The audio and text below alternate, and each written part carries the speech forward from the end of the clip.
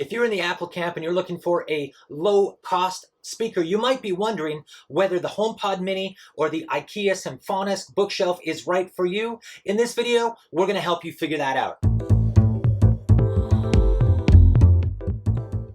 Hey guys, Chris Young here from Homekitgeek, the channel bringing you new smart home content every single week, focused mostly on Apple HomeKit, but also looking at Amazon, Google, Home Assistant, and whatever else I find interesting. And if you find that interesting, do me a favor, consider subscribing and ringing that bell to be notified when new videos are added. So if you're looking for a full-on comparison between digital assistants, that's not what we're doing today. I'm really focused on whether or not you might want to look at a HomePod Mini or the Ikea Symfonisk Bookshelf, which are two of the approximately $100 speaker options available if you're living in an Apple world. So there's a lot of different ways that we could compare these. So we're going to look at a few different things to try to give you some guidance as to which direction you may want to go in if you're looking at adding some speakers to your smart home. So the first thing we're going to look at is music sources. If you are a music lover and you've got your music spread all over the place, definitely in this category, go with the Sonos product, with the Ikea Symfonisk. This is the $100 speaker that is going to give you access to your Spotify, your Pandora, your Apple Music library, your Amazon Prime library, Plex sources. Like, it really does every single music source that I've found. iHeartRadio, it's all over the place. On the other hand, if you're looking at the Apple HomePod Mini right now, today, as of this video, you're really limited in your music sources. You may be lucky to get Pandora if it's available in your region, but more than likely, you're just going to have access to Apple Music, which for some of us, for me, that's not a problem. That's where all my music is anyways. But if you want other music sources and you're living in this Apple world, you're going to have to go through a couple of hoops to get there. So you're always going to be able to use AirPlay 2. You can always play music on your phone and then stream that to your AirPlay 2 speakers, of which the HomePod Mini is one. But if you want to be able to just have the music play, Symfonisk wins in this particular category. One of the obvious things we need to compare here as well is sound. So doing a quick sound test, honestly, the Ikea Symfonisk speaker sounds better than the HomePod Mini. It sounds better at a louder level. You can fill more of a room with it. That's just the way that my ears hear this. The HomePod Mini sounds great, no question. But if you're looking for a little more bass, you're looking for a slightly larger, to fill a larger room, you might want to look at the Symfonisk instead. So that's not to say at all that the sound quality on the HomePod Mini for its size isn't great, because it really is. I will go so far as to say I'm astonished at the sound quality that comes out of this little speaker. But after doing some testing, what I'm showing on the screen here is the approximate difference in the volume of the speakers when I'm standing about 3 feet away from both of them, so that I can hear them both equally. The sound of the HomePod Mini is just smaller, and this is exactly what you would expect. That's not a good thing. That's not a bad thing. It's just a thing. If you want this in your bedroom, for instance, you want it in a smaller space, the HomePod Mini might just be the perfect product for that space. It's just something to factor into your decision process. From a strict audio perspective, both of these speakers are able to operate as a true stereo pair, meaning you can put them at different sides of the room and have left and right coming out of them as a single audio source targeting to them, which is really cool. But I will give the advantage here again to the Ikea Symfonisk in that they have also got that Sonos technology built into them.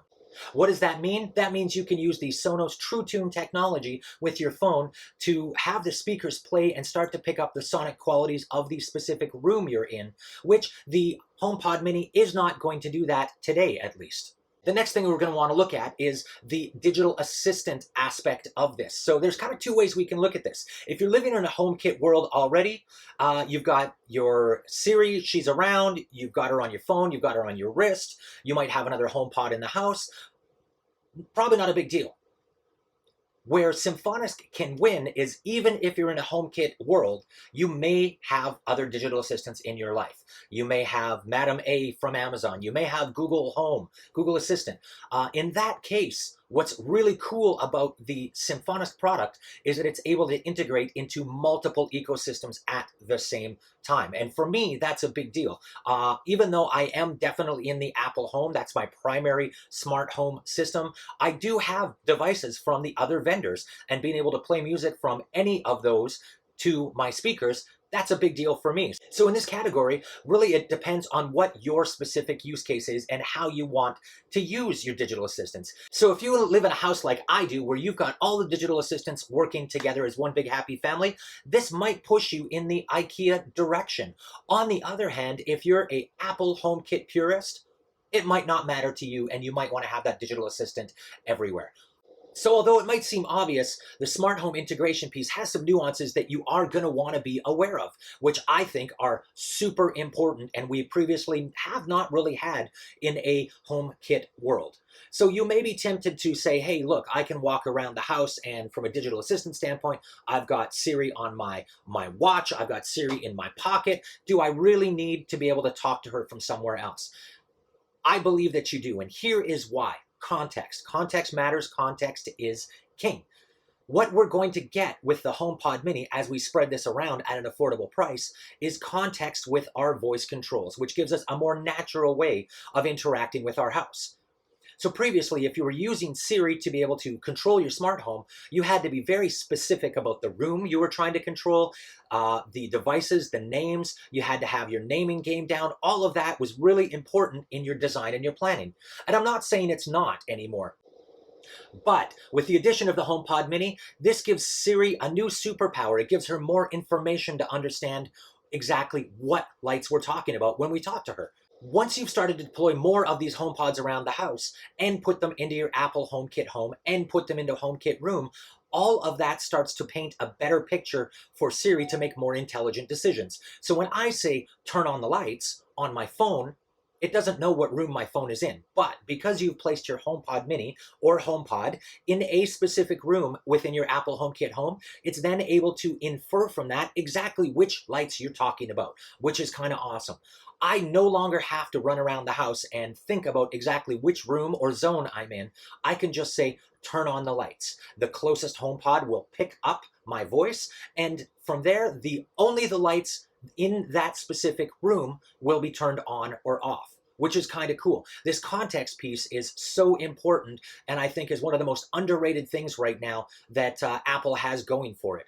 As we move into the future, the ultra wideband that is in the HomePod Mini is also going to be used more and more. We're really starting to see Apple lay the foundation here with the HomePod Mini. So if you're looking at that future, this is where the HomePod Mini really might start to shine in your smart home. This video wouldn't be complete without talking just a little bit about Thread.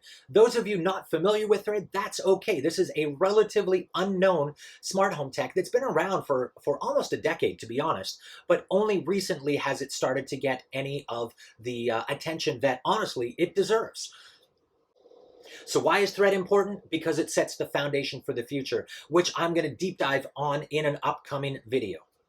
So for those of you not familiar with Thread, Eric over at Modern Day Tech has done a really good job of doing an introduction to how Thread is going to help you in your smart home and done a few tests using the Nanoleaf Essentials lights.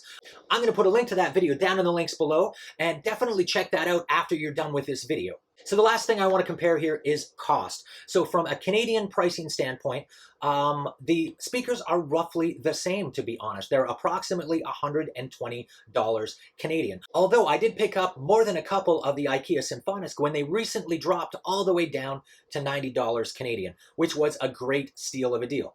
I will not be replacing my Symfonisk speakers with HomePod Minis. So which speaker is right for you? Which one would I recommend? Honestly, they're both great speakers. They're both great products. They give you different benefits and different advantages. If you are purely looking for a speaker, something to put sound around your house, and you're already invested in the Sonos ecosystem, the Ikea Symfonisk is a great little addition. It is not going to be the same audio profile as a full HomePod. It's not going to be as good as a Sonos One. It's not that class of speaker. This is a $100 speaker, but it does allow you to extend that throughout the rest of your house. I have got these in many rooms all over my house because the price point was just too attractive not to give me that benefits, to have music playing in my world all around me all day long, not too loud as I go from room to room in the house. It's a really, really great thing, and it's honestly, it's pretty cool to live in a future where we can do that. On the other hand, is the HomePod Mini right for you? If you want to add context voice controls to your house, if you're already in the Apple HomeKit world, if you've already got HomePods, other AirPlay 2 speakers, all of that in here, you just want to add a little extra sound coming out in different rooms, this might be great for you. The other place that the HomePod Mini might be great for you is when you want to have just a lower sound profile. You want to put this in a bedroom, those kinds of things, right? It just might be a good fit there. It's a smaller speaker. It's going to take up less space. So there's a physical aspect as well. So which one would I recommend to you? Honestly, I'm not going to recommend either. My recommendation to you is to spend a little bit of time thinking about what you want the speaker for. Just a little bit of time. $100 may not seem like that much money to some people, but it's $100. There's a lot of other things that you could spend that money on. So make sure that if you're going to spend the money, you're going to spend it in the right place for the right reasons. The HomePod Mini might be great as a bedroom replacement speaker in the corner. It gives you context-sensitive voice controls. It gives you access to Siri from a digital assistant standpoint. There's a lot of benefits there. But it's not going to give you that louder sound profile that the Symfonisk speakers are going to. As well, if you're all in Apple Music, great.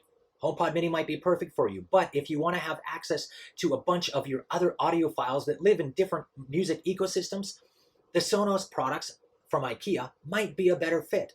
And with that, I'm going to close the video. If there's anything I've missed, comments, questions, you agree, you disagree, whatever, I would love to have that conversation with you guys in the comments below, and I will answer as quickly as I can.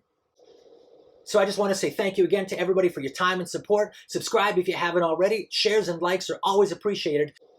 And right about now, here or here, YouTube should be displaying a video that they think that you might be interested in watching next. See you guys soon.